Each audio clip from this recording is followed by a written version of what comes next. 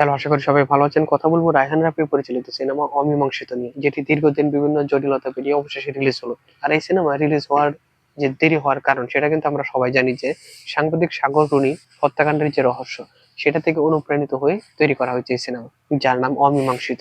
পরিচালক রায়হান রাফি এর আগে বেশ কিছু সিনেমা তৈরি করেছেন, যেগুলো বাস্তব বিভিন্ন ঘটনা থেকে অনুপ্রাণিত হয়ে তৈরি করা হয়েছে। যেমন শরীফুল রাজ অভিনীত পরাণ, অথবা নাসিরুদ্দিন খান অভিনীত ফ্রাইডে, অথবা অপু অভিনীত জানোয়ার। সবগুলো সিনেমায় কি খুব দুর্দান্ত উপস্থাপনা দিয়েছিল, এবং এসব সিনেমার কারণেই রায়হান রাফি দিনকে দিন আস্তে আস্তে জনপ্রিয় হয়ে গিয়েছিল। বর্তমানে যদিও সে মেসি এন্টারটেনমেন্ট সিনেমা তৈরি করছে, যেমন তাণ্ডব সিনেমার মতন, সুড়ঙ্গ সিনেমার মতন বিভিন্ন সিনেমা তৈরি করছে, কিন্তু তার যেসব সব সিনেমা যদি হিসাব করি, তাহলে তার সবচেয়ে ভালো প্রেজেন্টেশন, ক্যারেক্টার গুলার সবচেয়ে ভালো লজিক থাকে, এসব বিভিন্ন ক্যারেক্টারের পিছনে যেসব লজিক থাকে, সেগুলোর দিকে যদি আমরা তাকাই, তাহলে দেখবো যেসব ঘটনা বাস্তব বিভিন্ন ঘটনা থেকে অনুপ্রাণিত হয়ে তৈরি করা হয়েছে, যেসব সিনেমা, সেই সিনেমাগুলা কি তার সবচেয়ে ভালো সিনেমা, এবং সেই ক্যারেক্টার গুলা সবচেয়ে বেশি লজিক্যাল। যদিও সব সিনেমা ব্যবসা সফল না, কিন্তু তার বেশিরভাগ সিনেমাই ব্যবসা সফল এবং জনপ্রিয় এবং দর্শকপ্রিয়। আর এই সাগরুনি হত্যাকাণ্ডের উপরে অনুপ্রাণিত হয়ে তৈরি করা যে সিনেমা অমীমাংসিত, সেটার মধ্যে কিন্তু কোনো মীমাংসা বা কোনো সলিউশন দেয়া নাই যে কে হত্যা করেছে বা কার হত্যা করেছে। তবে এখানে ইনভেস্টিগেটিভ টিম হিসেবে বেশ কয়েকজনকে আমরা দেখতে পাই, তারা নিজে নিজে যে দৃষ্টিভঙ্গি, যে এই কারণে এইভাবে হত্যা হতে পারে বা হত্যাকাণ্ডটা ঘটতে পারে, সেই ব্যাপারগুলো আমরা উপস্থাপনার মাধ্যমে দেখতে পাই। তবে শেষের দিকে সে রায়হান রাফি অল্প একটু ক্লু দিয়েছে যে সম্ভবত এই ঘটনা ঘটতে পারে বা এরকম।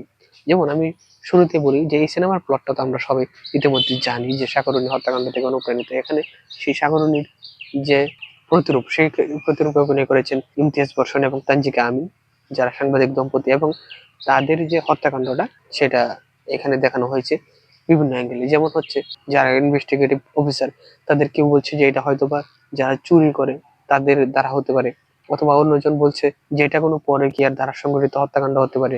আবার আরেকজন বলছে যে এটা কোনো যারা ভূমিদস্যু, ভূমি দখল করে, তাদের দ্বারা ঘটিত কোনো হত্যাকাণ্ড হতে পারে। কিন্তু সিনেমার শেষের দিকে যখন আমরা সবগুলা ভিউর শেষে তাদের যে দম্পতির বাচ্চা রয়েছে, এই সিনেমাতে অবশ্য মেয়ে বাচ্চা, বাস্তবে সাংবাদিক দম্পতি যারা রয়েছে তাদের ছিল ছেলে বাচ্চা, আর এই সিনেমাতে মেয়ে বাচ্চা। এই মেয়ে বাচ্চা যখন জানালার দিকে তাকিয়ে থাকে বাইরের দিকে, যে তাদের বাবা মাকে হত্যা করা হচ্ছে, তখন যেসব সাউন্ড আমরা শুনতে পাই, সেই সাউন্ড গুলো হচ্ছে সিনেমার শুরু দিয়ে যে দৃষ্টিভঙ্গির আলোকে হত্যাকাণ্ডটা দেখানো হয়, ওইটা রিপিট।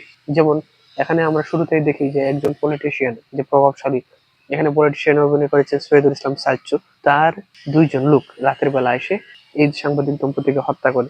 সেইটার যে ডায়লগ গুলা বা সেটার যে মিউজিক গুলা, সেগুলো আমরা আবার রিপিট শুনি কখন, যখন সেই বাচ্চা মেয়েটা, এই সাংবাদিক দম্পতির বাচ্চা মেয়েটা বাইরের দিকে তাকিয়ে থাকে এবং হত্যাকাণ্ডের ঘটনাগুলা শুনতে পায়। তখন আমরা সেই হত্যাকাণ্ডগুলা সাউন্ড শুনি, যে কারণে আমাদের কাছে একটা ক্লু আসে যে সম্ভবত সেই পলিটিশিয়ানের লোকজনই কি এই সাংবাদিক দম্পতিকে হত্যা করেছে। কিন্তু এইটা যারা ইনভেস্টিগেট করে, যে তাদের কাছে প্রমাণিত না।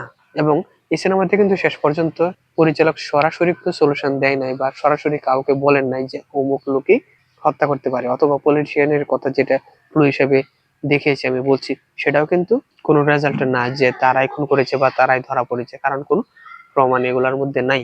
এছাড়া যদি বলি যে এইটা কিন্তু একটা বোরিং সিনেমা হতে পারতো, কিন্তু এই যে স্টোরি টেলিংটা বিভিন্ন দৃষ্টিভঙ্গিতে বলাটা এবং আমাদেরকে এঙ্গেজ করে রাখার ব্যাপারটা, সেটা পরিচালক রায়হান রাফি খুব ভালো করতে পেরেছেন। এই যে 1.5 ঘন্টার সিনেমাটা, সেটা কিন্তু এইসব দৃষ্টিভঙ্গি বা মিউজিয়াম এর কাজ, ভিজুয়াল, এইগুলা দিয়ে আমাদেরকে ধরে রাখতে পেরেছি, যেই কারণে আমরা যখন সিনেমাটা দেখি আমরা বোর হই না।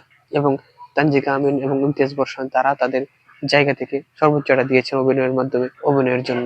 যেই কারণে সিনেমাটা সম্পর্কে ওভারঅল বলতে গেলে বলবো যে এটা একটা ভালো সিনেমা। আপনারা যারা তালভার অথবা 12 এংরি ম্যান এসব সিনেমা দেখে থাকেন, মানে কেস স্টাডি মূলক সিনেমা, তারা অবশ্যই এই সিনেমাটা দেখতে পারবেন।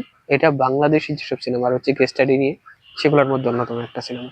অবশ্য কেস স্টাডি নিয়ে আরেকটা সিনেমা পরিচালক করেছেন, তবে এই রকম না কেস স্টাডি, তবে ভিন্ন টাইপ, সেটা হচ্ছে পরাণ। পরাণের মধ্যে কিন্তু একজন পুলিশ অফিসার সে মার্ডারের হত্যাকাণ্ডের ব্যাপারগুলা শুরু থেকে শেষ পর্যন্ত শুনে। আর এখানে হচ্ছে যে তারা যারা ইনভেস্টিগেটিভ অফিসার রয়েছে বেশ কয়েকজন, প্রায় 7 জনের মধ্যে, তারা নিজে নিজে দৃষ্টিভঙ্গি এগুলো বর্ণনা করে যে এরকম এরকম ভাবে হত্যাকাণ্ড হতে পারে বা ঘটেছে এরকম। তো তবে কেস স্টাডির সিনেমা কিন্তু অন্যরকম। তো আমি বলছিলাম যে যারা তালওয়ার অথবা 12 এগ্রিমেন্ট সিনেমা দেখে এনজয় করেছেন তাদের জন্য বাংলাদেশী সিনেমা হিসেবে এবং বাংলা সিনেমা হিসেবে অবশ্যই দেখার মতন একটা ভালো সিনেমা হচ্ছে অমীমাংসিত। এই ছিল আমার কথা। আর আপনারা যারা সিনেমাটা এখনো দেখেননি তারা সিনেমাটা অবশ্যই দেখতে পারেন। আর যারা দেখে ফেলেছেন তারা আমার সাথে এগ্রি করেন কিনা বা ডিসএগ্রি করেন কিনা সেটা কমেন্টে জানাতে পারেন, এবং সিনেমা নিয়ে নতুন নতুন তথ্য পেতে, আপডেট পেতে এবং রিভিউ পেতে আমাদের সাথে থাকুন। আজকে তাহলে পর্যন্ত, সবাইকে ধন্যবাদ।